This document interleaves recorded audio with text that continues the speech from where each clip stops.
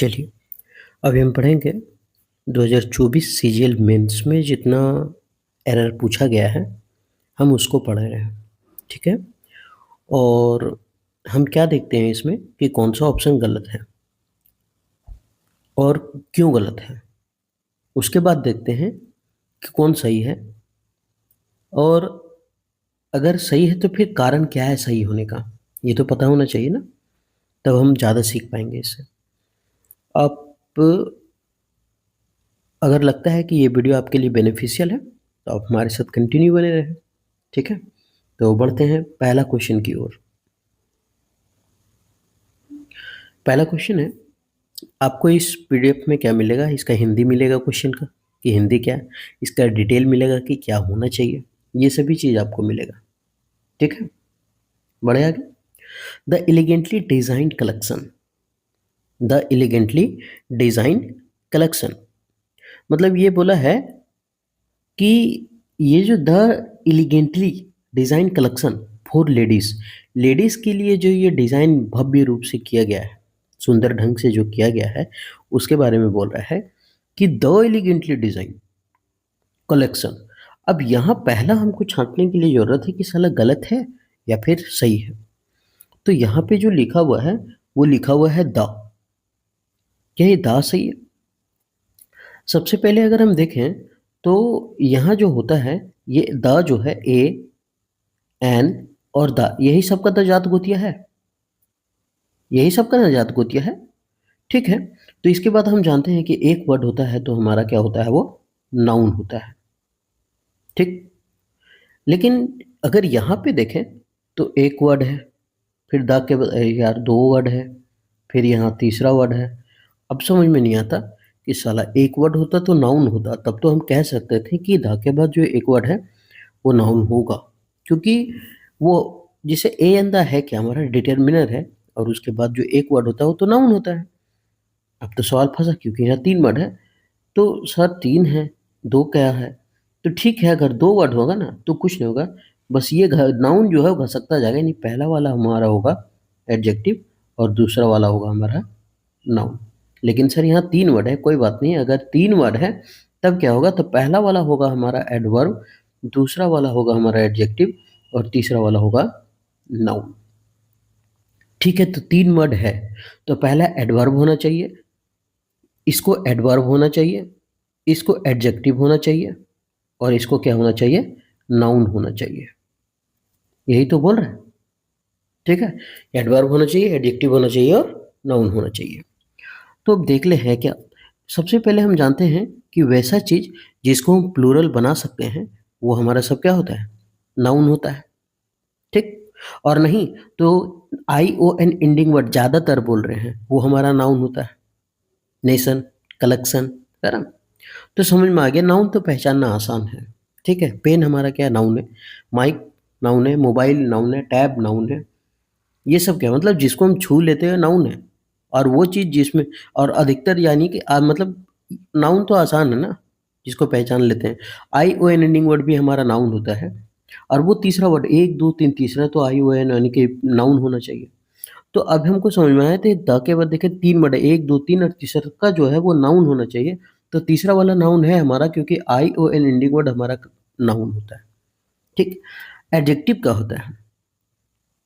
Adjective होता है जो आपको, जैसे आई सी एंडिंग वर्ड ज़्यादा एडजेक्टिव होता है, ए एल एंडिंग वर्ड ज़्यादातर एडजेक्टिव होता है, आई सी एंडिंग वर्ड ज़्यादातर एडजेक्टिव है, ए एल एंडिंग वर्ड ज़्यादातर एडजेक्टिव होता है, ओ यू एस एंडिंग वर्ड ज़्यादातर क्या होता है, एडजेक्टिव होता है। और नहीं तो एडजेक्टिव होता कौन है, तो एडजेक्टिव जो कैसा कैसी का जवाब देता है वो हमारा एडजेक्टिव होता है। कैसा, कैसी, ये सब का जो जवाब देता है हमारा एडजेक्टिव होता है। जैसे कि राम एक गरीब लड़का है, तो सवाल है कि कैसा लड़का है, तो गरीब लड़का है, तो ये जो पुअर हुआ ये हमारा क्या हुआ, एडजेक्टिव है। हम बोल रहे हैं कि वो एक अंधा लड़का है, कैसा लड़का है, अंधा लड़का है, तो कैसा का जवाब कौन दे रहा है, ब्लाइंड, तो ये हमारा एडजेक्टिव हुआ। अब यहाँ देखिए ये सही है कि नहीं, द एलिगेंटली डिजाइन कलेक्शन, कैसा कलेक्शन, डिजाइन कलेक्शन मतलब बढ़िया से तैयार किए गए, कैसा कलेक्शन, डिजाइन बनाया हुआ कलेक्शन, अच्छे से डिजाइन किया गया। कैसा कलेक्शन? Design collection. तो कैसा का जवाब तो दे रहा है एडजेक्टिव, तो ये हमारा हो जाएगा एडजेक्टिव है, इसका मतलब ये क्या होगा? सही हो जाएगा। ये क्या होगा? सही होगा। अब पहला देखिए, अब एडवर्ब जो होता है आप याद रखें कि 90% एल वाई इंडिंग वर्ड क्या होता है? हमारा एडवर्ब होता है। 90% एल वाई इंडिंग वर्ड क्या होता है? एडवर्ब होता है। तो सर 90% आप बता रहे हैं, ये 10% जो छूट जा रहा है, ये 10% कौन होता है? तो अभी जैसे हम यहाँ अगर देखें, यहाँ नाउन में देखिए कि एक ऐसा होता है कि अगर नाउन में हम एल वाई लगाते हैं तो वो हमारा पीछे वाला बनता है एडजेक्टिव। अगर हम एडजेक्टिव में एल वाई लगाते हैं तो वो हमारा पीछे वाला बन जाता है एडवर्ब। जैसे एग्जाम्पल की तरह से हम समझते हैं, जैसे नाउन हम लेते हैं फ्रेंड, ठीक, तो ये हमारा है क्या? नाउन। क्या लिख दिया? नाउन, नाउन है, ठीक है। अभी गड़बड़ हो जाता है, यह है हमारा क्या? नाउन है। अब ये जो नाउन है, हम क्या बोले, इसमें अगर हम एल वाई लगाते हैं नाउन में तो वो पहुंचते हैं एडजेक्टिव में, तो इस फ्रेंड को हम फ्रेंडली भी तो लिख सकते हैं। कैसा रूप? तो दोस्ताना रूप। तो ये है हमारा एडजेक्टिव और ये हो जाएगा हमारा नाउन। तो ये एल वाई इंडिंग वर्ड क्या है? एल छूट गया ना, ये जो हमारा एल वाई इंडिंग वर्ड है वो क्या है? एडजेक्टिव भी तो हो सकता है। तो इसीलिए हम लिखें कि 10% एल वाई इंडिंग वर्ड क्या होता है? एडजेक्टिव। अगर एडजेक्टिव में हम लगाते हैं एल वाई तो वो हमारा एडवर्ब बनता है। जैसे पुअर लिखा हुआ ना, पुअर लिखा हुआ है, तो हम इसको कर सकते हैं पुअरली, पुअरली कर सकते हैं। तो ये हमारा बन जाएगा क्या? एडवर्ब। अब समझ में आ रहा हम क्या करना चाह रहे थे कि एडवर्ब 90% क्यों होता है? तो यहाँ इलिगेंटली है भव्य, यानी एल वाई इंडिंग वर्ड हमारा क्या होता है? तो ये हमारा होता है एडवर्ब। तो ये है हमारा एडवर्ब, मतलब ये भी क्या है हमारा? सही है। तो द एलिगेंटली डिजाइन कलेक्शन, अब समझ में आया कि पहला में कोई गलती नहीं है, सारा का सारा क्या है? सही है। नेक्स्ट, अब किसके लिए है? For ladies. किसके लिए? फॉर लेडीज, यानी कि औरतों के लिए। Has an emphasize, an emphasize जो जोर डालता है। सबसे पहले ए और एन जो है वो किसके लिए आता है? सिंगुलर काउंटेबल नाउन के लिए, ठीक। और हम जानते हैं ए जो लगता है ना, वो लगता है क से लेकर के आज्ञा तक में, और एन जो लगता है वो लगता है अंग से लेकर के आ तक में उसका साउंड आना चाहिए। तो यहाँ लिखा है एम्फेसाइज, तो इसको लिखते हैं एम्फेसाइज, ऐसे लिखते हैं, या फिर एम्फेसाइज ऐसे लिख मतलब पढ़ेंगे। तो ये तो अमिया वाला में आ गया, तो यहाँ तो एन है, तो ये तो एन सही है हमारा, कोई दिक्कत इसमें नहीं है। इम्फेसिस, अब जब इम्फेसिस आया है तो हमको एक वर्ड याद रखना होगा, फिक्स प्रीपोजिशन होता है इम्फेसिस, और इस इम्फेसिस के साथ जो लगता है ना प्रीपोजिशन, वो लगता है ऑन। क्या लगता है? ऑन लगता है। तो इम्फेसिस के साथ तो यहाँ तो विद दिया हुआ है, इम्फेसिस के साथ क्या दिया हुआ है? विथ। तो हमको क्या करना पड़ेगा? इम्फेसिस ऑन करना पड़ेगा, विथ स्टाइल नहीं, एम्फेसिस ऑन स्टाइल, ठीक है। तो इस विथ को हटा करके हमको क्या करना पड़ेगा? ऑन करना पड़ेगा, तब ये सही होगा, ठीक। स्टाइल, वैरायटी एंड कलर, किसका किसका बात किया? विविधता और रंगों का बात किया है, ठीक है। समझ में आ रहा है हम क्या बोलना चाह रहे हैं? तो ये था पहला क्वेश्चन का डिटेल रूप, ठीक है, कि कैसे हमको पढ़ना है, कौन सा ऑप्शन सही है और कौन नहीं है, ऑप्शन सही है तो क्यों सही है, ठीक। आगे बढ़े।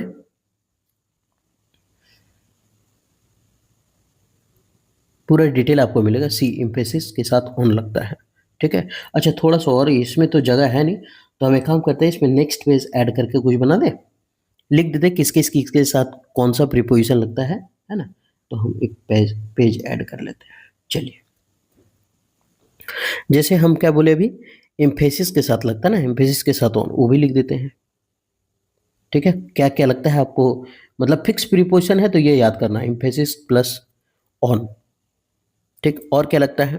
तो इम्बार्क, इम्बार्क के साथ ऑन लगता है, इम्बार्क प्लस ऑन, इसका मतलब होता है शुरू करना, शुरू करना। इसका मतलब होता है जोर डालना, जोर डालना, ठीक है। और क्या आता है? ओपन ऑन, ये थोड़ा मिस्टेक हो गया स्पेलिंग, ठीक है। Depend, depend on, depend on इसका मतलब क्या होता है? निर्भर होना,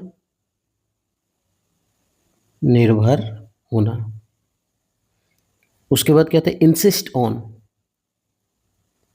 इंसिस्ट ऑन इसका मतलब क्या होता है? आग्रह करना किसी का, आग्रह करना। इम्पोज ऑन, ये हमको इसलिए याद है क्योंकि एग्जाम में बहुत बार रिपीट होता है तो इसको रट के जाना पड़ता है इसलिए। ठीक है। थोपना, इम्पोज ऑन का मतलब होता है थोपना, या फिर एक और मीनिंग होता है क्या, टैक्स लगाना, सॉरी टैक्स लगाना है, याद करना भूला गया, हाँ टैक्स लगाना। ठीक। एक होता है क्या बोलते हैं उसको, कमेंट, कमेंट करना किसी को, comment on, comment on.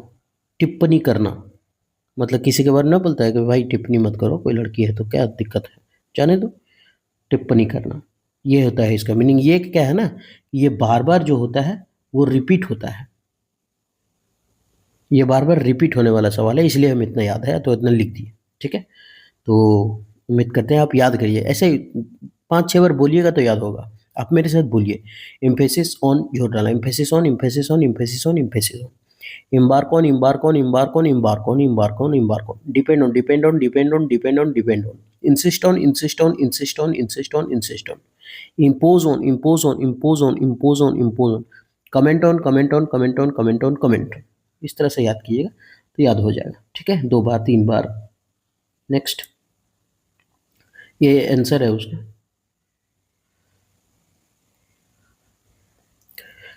We have carefully considered.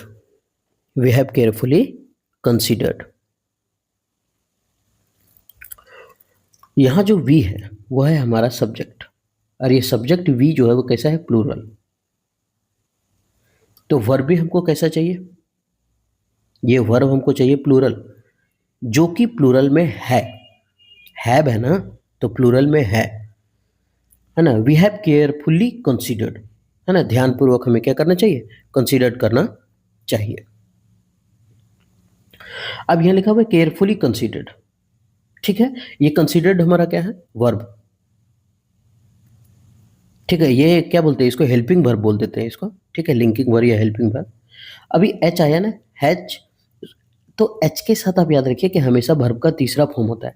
H में तो हम जानते हैं 3 गुगुतिया भाई है ये लोग, एक है हैव, एक है हैज, और एक है हैड। एक गेट भी याद कर लीजिए तो ज़्यादा अच्छा रहेगा कि जब ये लिंकिंग वर्ब यानी मेन सहायक वर्ब का काम करे ना, ऑक्सिलरी का, तो समझ जाना आगे वर्ब का तीसरा फॉर्म होगा। तो हैव है ना, तो ये वर्ब का तीसरा फॉर्म है। अब ये केयरफुली सही है कि नहीं उसके बारे में देखते हैं। कंसीडर्ड हमारा क्या है? वर्ब। वर्ब का विशेषता कौन बताता है? एडवर्ब। और हम अभी पीछे बताए थे एडवर्ब 90% एलवाई एंडिंग वर्ड हमारा क्या आता है? एडवर्ब। तो वी हमारा सब्जेक्ट प्लूरल था तो हैव प्लूरल हो गया, ये तो सही है। एच के कारण वर्ब का तीसरा फॉर्म आना चाहिए, ये वर्ब का तीसरा फॉर्म है, ये सही है। और इस वर्ब 3 के कारण, वर्ब के कारण एडवर्ब पीछे आना चाहिए क्वालिफाई करने के लिए, और एडवर्ब एलवाई एंडिंग वर्ड होना चाहिए। तो ये एडवर्ब हमारा सही है, मतलब पहला जो ऑप्शन है कहीं से कोई गलती नहीं है। ठीक, पहला कोई गलत नहीं है। ये न्यू पेज कहाँ से आ गया? चलिए आगे, the importance of the issues, the importance of the issues. अब द हम बोले, द के बाद कितना वर्ड है? एक वर्ड है। इंपॉर्टेंस क्या है हमारा? नाउन। तो ये सही हो गया द के कारण। ठीक है, ऑफ द इशूज, फिर से द, ये इशूज मुद्दा जो है वो हमारा नाउन की तरह ही तो ट्रीट कर रहा है। ठीक है, rose in the report, rose in the report, मतलब कहने का मतलब ये बोल रहा है कि हम जो रिपोर्ट में उठाए गए मुद्दा था, महत्व था, उसको सावधानी पूर्वक हम क्या किए? उस पर कंसिडर किए हैं, विचार किए हैं। तो जो हम लोग क्या किए हैं कि रिपोर्ट में उठाए गए मुद्दे, रिपोर्ट में उठाए गए मुद्दे, तो रिपोर्ट में उठाया गया मुद्दा है। अभी यहाँ लिखा हुआ है रोज, क्या लिखा हुआ है? रोज। सबसे पहले 2 चीज याद रखना है। एक एक होता है राइज, एक होता है राइज, एक होता है रेज। इसका मतलब होता है उठना, जो खुद ब खुद उठता है, और इसका मतलब होता है उठाना। यानी कोई मिल करके उठाएगा इसको। ठीक है। इस जो राइज है ये हो गया आपका वन फॉर्म, वर्ब का पहला फॉर्म। तो इसका जो वर्ब का दूसरा फॉर्म होता है वो होता है रोज, और वर्ब का जो तीसरा फॉर्म है वो होता है क्या, राइजन।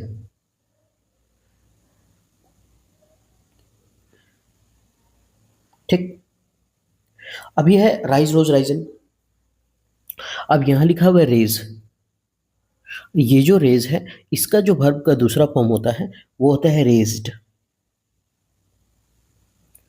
और वर्ब का तीसरा फॉर्म भी हो जाता है रेज्ड। ठीक। अब है रेज, रेज्ड और रेज्ड। जब भी कोई किसी का वर्ब का दूसरा फॉर्म और वर्ब का तीसरा फॉर्म दोनों ईडी से हो ना तो उसको बोलते हैं कौन सा वर्ब, रेगुलर वर्ब। ठीक है। और ये दोनों का मतलब उठाना। तो बोल रहा है कि importance of the issues rose in the report. इस रिपोर्ट में मुद्दा उठा है या फिर उठाया गया है, ये सोचने वाली बात है। क्योंकि कोई भी मुद्दा अपने आप उठेगा या कोई व्यक्ति द्वारा उठाया जाएगा।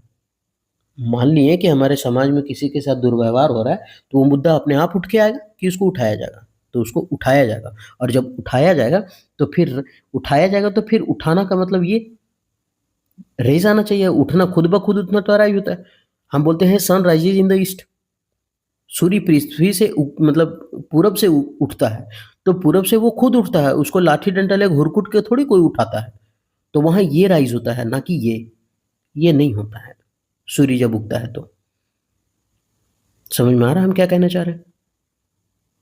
तो ये राइज है। अच्छा, ऐसे याद नहीं होता तो ऐसे समझते हैं कि क्या अक्षर का है, 1 2 3 4, ये 4 किलो का है समझिए। ये कितना केजी का, 1 2 3 4 5 केजी का है। ठीक। हम आपको बोले एक काम करो, इसको उठा करके ले जाओ, तो कोई आदमी आएगा उसको उठा देगा 4 केजी दूर, चलो ना। अब ये रेज है, 5 केजी का है, तब क्या बोलेगा, एक काम करो ना, आओ ना तुम मदद कर दो हमको, है ना, उठाने में। तो जो बड़ा है ना, जो बड़ा है उसको मदद लगेगा, यानी किसी के द्वारा उठाया जाएगा। जो बड़ा है उसको किसी के द्वारा उठाया जाएगा, जो छोटा है वो खुद उठ जाएगा। ठीक है, ऐसे याद रख सकते हैं। तो यहाँ मुद्दा को उठाया गया है, ना कि खुद उठाया है। और जब उठाया गया है तो फिर इस रोज की जगह हमको क्या करना पड़ेगा, रेज्ड करना पड़ेगा। ठीक है, रेज्ड इन द रिपोर्ट। तो मेरा गलती क्या है, सी नंबर में। ठीक है, तो इस रोज को क्या करेंगे, रेज्ड करेंगे। ठीक है, आगे बढ़े। नेक्स्ट, रोज की जगह रेज्ड होगा, आंसर सी है।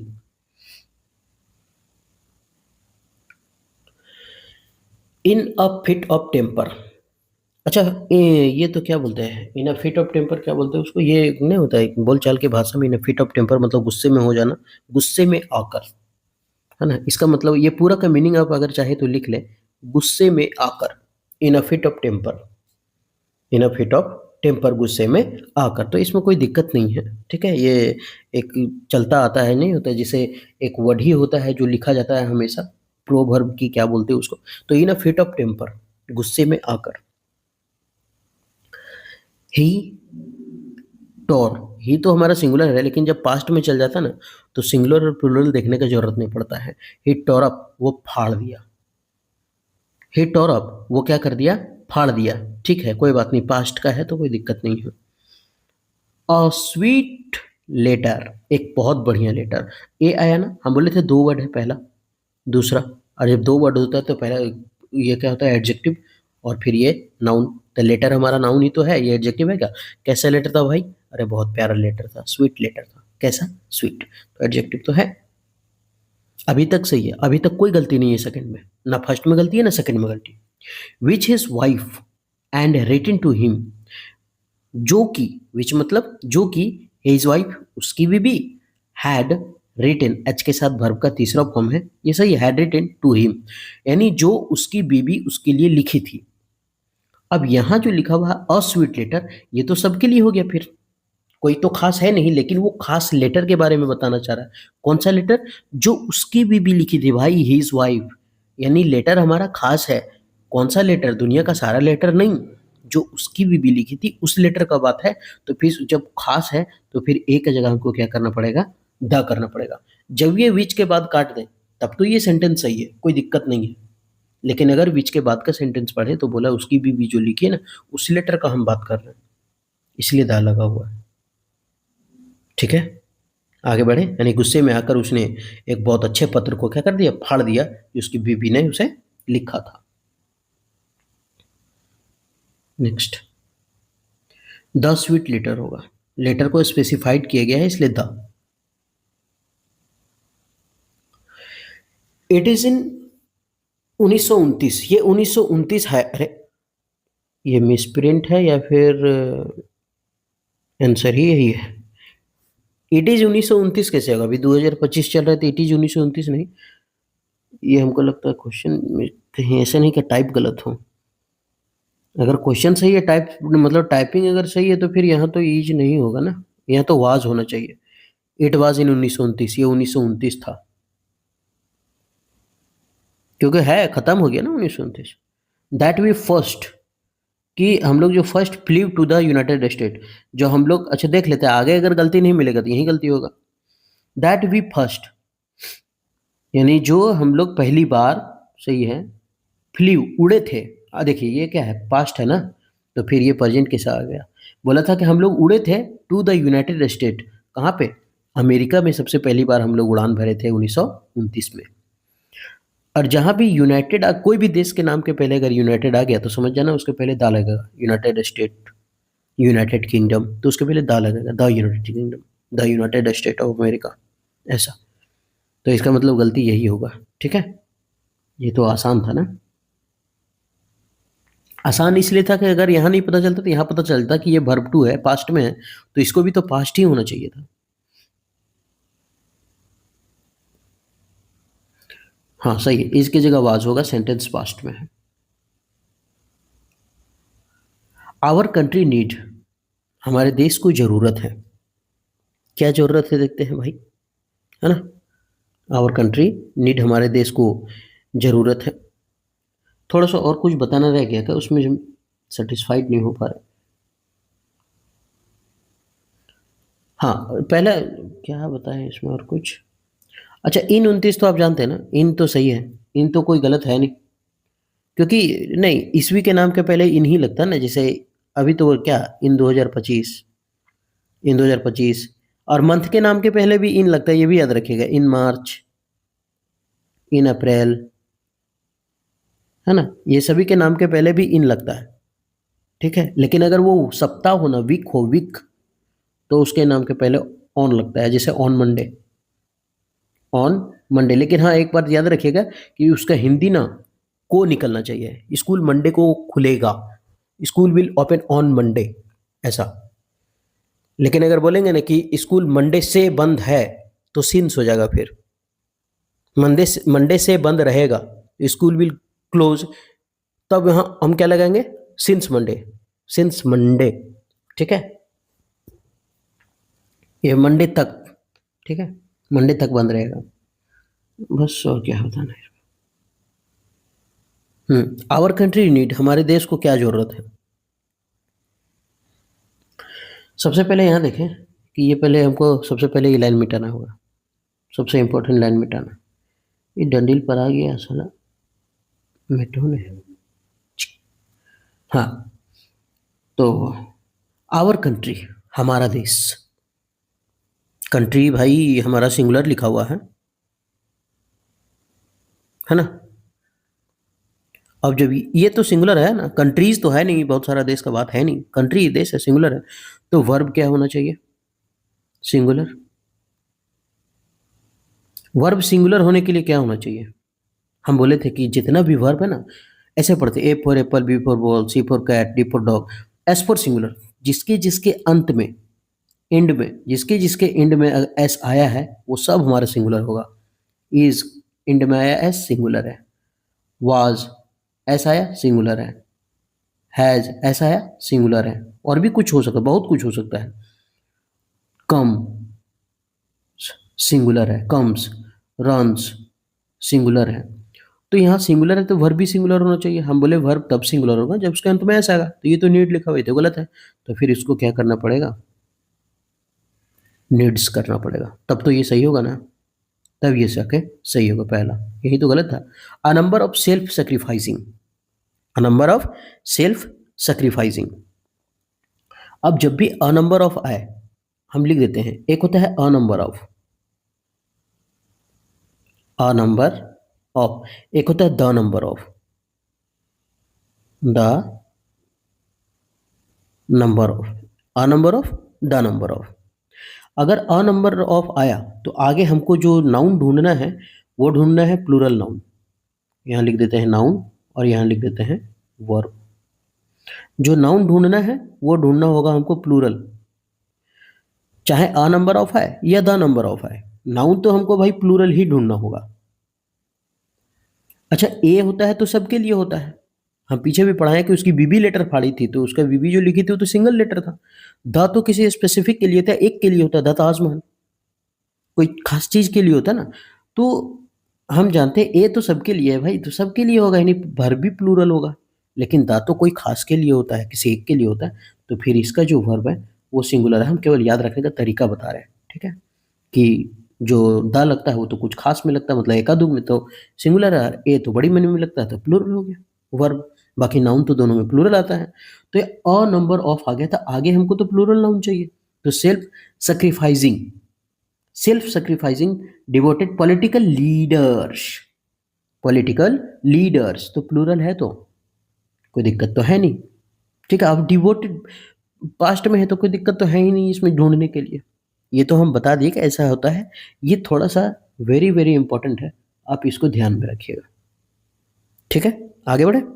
हमारे देश में अनेक, क्या है, आवर कंट्री नीड्स, हमारे देश को बहुत ही जरूरत है number of self sacrificing devoted political leaders, मतलब बहुत सारे आत्मत्यागी जो हैं और राजनीतिक नेताओं की आवश्यकता है यहाँ पे। बहुत सारा राजनीतिक नेता और आत्मसमर्पित लोगों की क्या है, जरूरत है। आगे बढ़िए। आवर है हमारा पॉजिटिव एडजेक्टिव, और उसके बाद जो होता है वो नाउन होता है, तो ये कंट्री हमारा नाउन ही है, ठीक है। आगे बढ़ रहे हैं। नीड की जगह नीड्स होगा। Next, the issues are, the issues, ये प्लूरल हो गया ना, इशूज तो बहुत सारा मुद्दे का बात है ना, तो यहाँ लिखा है आर, ठीक है, कोई बात नहीं है, प्लूरल है तो ये प्लूरल है भाई, क्योंकि ईज लगता तब तो सिंगुलर होता, तो पहला तो सही है, कोई दिक्कत नहीं है। आर कॉम्प्लेक्स, एंड है, एंड, एंड क्या करता है, एंड तो हम बहुत बार चर्चा की है कि एंड के पहले अगर सिंगुलर है तो एंड के बाद सिंगुलर चाहिए, अगर एंड के पहले प्लूरल है तो एंड के बाद प्लूरल चाहिए, ठीक। तो या फिर एंड के बाद नेगेटिव सेंटेंस, तो एंड के पहले नेगेटिव तो एंड के बाद भी नेगेटिव, एंड के पहले पॉजिटिव तो एंड के बाद भी पॉजिटिव। तो यहाँ लिखा है एंड के पहले अगर देखें तो वर्ब क्या है, प्लूरल फॉर्म में, लेकिन यहाँ तो वर्ब जो है वो तो सिंगुलर है, ये तो गलत है, क्योंकि एस फॉर सिंगुलर हम बोले थे जिसके अंत में एस वो सिंगुलर होगा, तो इस हैज को हमको क्या करना पड़ेगा, हैव करना पड़ेगा, तब ये जाकर के क्या होगा, सही होगा। हैव बीन, अब एच आता है तो वर्ब का तीसरा फॉर्म है। ऑब्सक्योर्ड, धुंधला हो गया है, by other factors, by other factors. अब यहाँ देखते हैं दूसरों के द्वारा हो गया है, ठीक है, हैज बीन ये पेसिव में है, बीन आ गया तो ये पेसिव में है, पेसिव वॉइस में है, पेसिव वॉइस में तो ठीक है, आगे बाय भी तो लगा हुआ है, हाँ ठीक है, पेसिव में है। अब अदर अगर आ गया तो समझ जाना है कि आगे जो नाउन आएगा वो प्लूरल फॉर्म में आएगा, लेकिन अगर यही चीज अगर अनदर आ गया तो उसके बाद जो नाउन है वो क्या लगेगा, सिंगुलर। अच्छा, क्यों ऐसा, क्योंकि हम बताए थे ना कि ए और एन लग जाने के बाद वो क्या करता है, सिंगुलर काउंटेबल नाउन को बताता है ना, तभी तो हम लिखते हैं एन एप्पल लिखते हैं ना, एन एप्पल लिखते हैं, एन एप्पल्स लिखते हैं क्या, नहीं, सिंगुलर लिखते हैं। तो यहाँ लिख गया एन अदर, एन लग गया ना, तो एन लग गया तो फिर सिंगुलर आ गया, याद रखने का बढ़िया तरीका ना ये। आगे बढ़े, हैज की जगह हैव होगा। नेक्स्ट, सेवेंथ नंबर, ही रिमाइंडेड, वो याद दिलाया, मी, मुझको, ही रिमाइंडेड मी, वो मुझे याद दिलाया, दैट, की, ही हैज ऑफन टोल्ड, कि वो हमेशा क्या बोलता है, देखते हैं। ही, अब हम बोले सेंटेंस अगर पास्ट में गया तो हमको सिंगुलर प्लूरल ढूंढने से कोई मतलब नहीं, भीतरे जाए सिंगुलर प्लूरल, अगर पास्ट में गया तो वर्ब का दूसरा फॉर्म आ गया, जहाँ एक से दो हुआ तो वो पास्ट में चला गया सेंटेंस, तब तो हमको ढूंढने का जरूरत ही नहीं है, तो ये सही है। ही रिमाइंडेड भी, वो हमको याद दिलाया, ये सब्जेक्ट है, ये वर्ब है, ये ऑब्जेक्ट है, यहाँ से हिसाब से सही है। दैट की ही हैज़, अब ये जो हैज़ है वो तो प्रेजेंट को बताता है, और हम तो सेंटेंस पास्ट में पढ़ते हैं भाई, तो इस हैज़ को हटाओ, इसको भी पास्ट में करो। हैज़ का पास्ट क्या होता है? हैड होता है। He had often told me, वो अक्सर मुझे बोला करता है, not to play with fire, मतलब आग से खेला मत करो। अभी देखिए टू नॉट, ऐसा नहीं कि टू नॉट सही होता है, टू नॉट गलत है, दे देता है कभी कभी, तो याद रखिए नॉट टू होता है, नॉट टू होता है, ठीक है। प्ले विथ फायर, आग से। आगे बढ़े। अच्छा हाँ, नॉट टू, टू के बाद यहाँ प्ले है ना, प्लेज नहीं है, क्यों? क्योंकि टू हमारा इन्फिनेटिव है, और इस इन्फिनेटिव के बाद वर्ब का पहला फॉर्म आता है, ठीक है, तो two plus verb one. Next, has की जगह हैड होगा वाकई पास्ट में। हाँ, the taxi driver who had come, the taxi driver, ठीक है, किसका ड्राइवर, किसका का जवाब कौन दे रहा है? एडजेक्टिव हो जाएगा फिर ये, और ये नाउन हो जाएगा, ठीक है। Taxi driver who had come, who had है ना, अब हैड के साथ तो वर्ब का तीसरा फॉर्म चाहिए, तो ये वर्ब का तीसरा है, कम, केम, कम, पहला का पूरा सही है। टू रिसीव, टू बोले कि इन्फिनेटिव और इसके साथ वर्ब का पहला फॉर्म आता है टू रिसीव, सही है। To receive us at the airport, कहाँ पर है? एट कहाँ लगता है ना, जब कोई सटीक स्थान बता दे, कोई जब कोई एक ऐसा जगह बता दे जो एकदम सटीक हो, तो एयरपोर्ट तो बता दिया, एकदम सटीक जगह बता दिया, तो एट हमारा क्या है? सही है, ठीक। अब द इसलिए लगा कि एयरपोर्ट है तो द लगा दिया। वाज स्पीकिंग, बोल रहा था, अब ये पास्ट का सेंटेंस है वाज, तो यहाँ भी तो पास्ट है हैड, तो पास्ट पास्ट फिर टू, सही है। Speaking fluently French, speaking fluently French, है ना, बोल रहा था फ्लुएंटली। तो यहाँ क्या गलती है कि ये जो है ना, इसका ऑर्डर गलत है, स्पीकिंग फ्लुएंटली फ्रेंच ना होकर के फ्रेंच फ्लुएंटली होगा, छोटा नहीं बड़ा ऐप होगा, चलिए आप बड़ा मान लीजिए, फ्रेंच फ्लुएंटली, ठीक है, ऐसा होगा, ये सही होगा। मतलब was speaking French fluently, was speaking French fluently, speaking French fluently होगा, स्पीकिंग फ्रेंच फ्लुएंटली, भाषा पहले आएगा, ठीक, फ्रेंच फ्लुएंटली। नेक्स्ट आगे बढ़े। अच्छा हिंदी बता दे। The taxi driver who had come to receive us, मतलब टैक्सी ड्राइवर जो हमको रिसीव करने के लिए आया था एयरपोर्ट में, eight the airport, was speaking French fluently, बहुत ही तेज फ्रेंच बोल रहा था। नेक्स्ट, फ्लुएंटली फ्रेंच के बाद आएगा द ओनली, ओनली क्या है? सिंगुलर जैसा ट्रीट करता है, ओनली, ठीक, तो आगे भी क्या आना चाहिए? सिंगुलर। द ओनली क्रिटेरिया, अब एक चीज आपको थोड़ा सा यहाँ याद रखना होगा कि एक है क्रिटेरिया, है ना, क्रिटेरिया, ये जो है ना वो हमारा है प्लूरल, ठीक है। इसका जो सिंगुलर होता है वो होता है क्रिटेरियन, क्रिटेरियन ये है इसका सिंगुलर फॉर्म। यहाँ तो द ओनली लिखा हुआ, तो ओनली तो सिंगुलर का रूप मतलब ट्रीट करता है ना, तो फिर यहाँ तो सिंगुलर होना चाहिए, ये तो क्रिटेरिया प्लूरल है, तो फिर इस क्रिटेरिया को हटा करके हमको क्या करना पड़ेगा? क्रिटेरियन करना पड़ेगा, क्या करना पड़ेगा? क्रिटेरियन, ठीक है।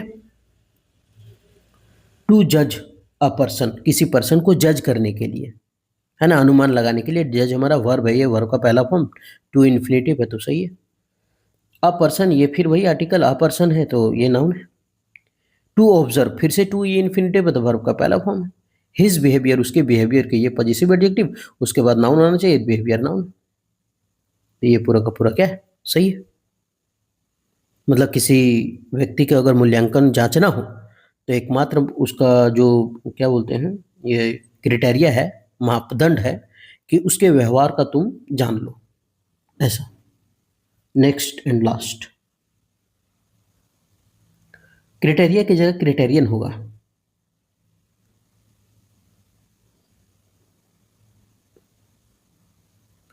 We are confident enough. We हमारा क्या हो गया? वी हमारा क्या हो गया? तो वी हो गया हमारा सब्जेक्ट, और ये कौन सा सब्जेक्ट? प्लूरल। तो आर तो क्या है? प्लूरल ही तो है। सही है, कोई दिक्कत नहीं है दोनों। कॉन्फिडेंट इनफ क्या है? Confident enough. ये इनफ का कहानी थोड़ा सा समझते हैं। अगर इनफ को प्रयोग करना हो तो ये एडजेक्टिव के बाद यूज होता है, लेकिन नाउन के पहले यूज होता है। ठीक है, नाउन के पहले, एडजेक्टिव के बाद। तो वी आर कॉन्फिडेंट, हम लोग क्या थे? कॉन्फिडेंट थे। ठीक है, कोई बात नहीं है, एडजेक्टिव के बाद क्या होता है? इनफ होता है। नाउन तो है नहीं यहाँ। अगर नाउन होता तो इस इनफ को हम धकेल के क्या करते? सही करते। ठीक है, मतलब नाउन इधर कर देते, फिर इनफ पीछे कर देते, लेकिन यहाँ तो सही है, कोई दिक्कत नहीं है। वी आर कॉन्फिडेंट इनफ, हम लोग बहुत ज़्यादा ही कॉन्फिडेंट। टू अर्न, टू हमारा इन्फिनेटिव वर्ब का पहला फॉर्म। सही है। आवर लाइवलीहुड, हमारा लाइवलीहुड, जीवंतता के बारे में। बाय टॉयलिंग, बाय प्रीपोजिशन, और प्रीपोजिशन के बाद वर्ब का चौथा फॉर्म आता है हमेशा, तो ये टॉयलिंग वर्ब का चौथा फॉर्म। सही है। हार्डली, मतलब मेहनत है, टॉयल मतलब मेहनत करना होता है, तो टॉयलिंग हार्डली, हार्डली मतलब होता है ना के बराबर। यहाँ बोला है कि अगर हमको बहुत ज़्यादा रहना होगा, क्या ये इतना विश्वास है कि हम कड़ी मेहनत अगर करेंगे तो अपनी आजीविका कमा सकते हैं। तो कड़ी मेहनत करेंगे तब कमा सकते हैं, लेकिन हार्डली तो ना के बराबर देता है। अगर हम ना के बराबर मेहनत करेंगे तो कड़ी जीविका कैसे अपना सकते हैं? अपना लाइवलीहुड, जीवंतता कैसे अपना सकते हैं? तो ये तो हार्डली तो ना के बराबर है, ये तो नेगेटिव सेंस है। तो हार्डली की जगह ना होकर के क्या होगा? यहाँ हार्ड होगा। इसको क्या करना पड़ेगा? हार्ड। तब ये जा करके क्या होगा? सही होगा। क्योंकि हम लिख देते हैं, जैसे कि एक वर्ड है हार्डली, एक है स्कैर्सिली, और क्या, एक बेयरली। ये सब का मतलब होता है ना के बराबर, ना के बराबर। और जब ये ना के बराबर है तो इसका मतलब क्या है कि फिर ना के बराबर मेहनत करेंगे तो जीविका कैसे कमा लेगा? वो नहीं कमाएगा ना। और इसका जो रिलेशन वाला वर्ड है ना, इसके साथ व्हेन लगता है। ठीक है, याद रखिएगा। और इसके साथ कभी भी नॉट नहीं लगेगा, क्योंकि ये नॉट नहीं लगेगा कभी भी। क्यों? क्योंकि ये खुद मीनिंग देता है नहीं का, तो नहीं कैसे हो जाएगा? बहुत बार सवाल इससे पूछता है। ठीक है, तो यहाँ होगा हार्डली की जगह हार्ड, यानी बाय टॉयलिंग हार्ड, कड़ी मेहनत करके जीविका कमा सकते हैं, इतना विश्वास है हमको। ठीक है, तो आंसर देख लेते हैं। हार्डली की जगह क्या होगा? हार्ड होगा।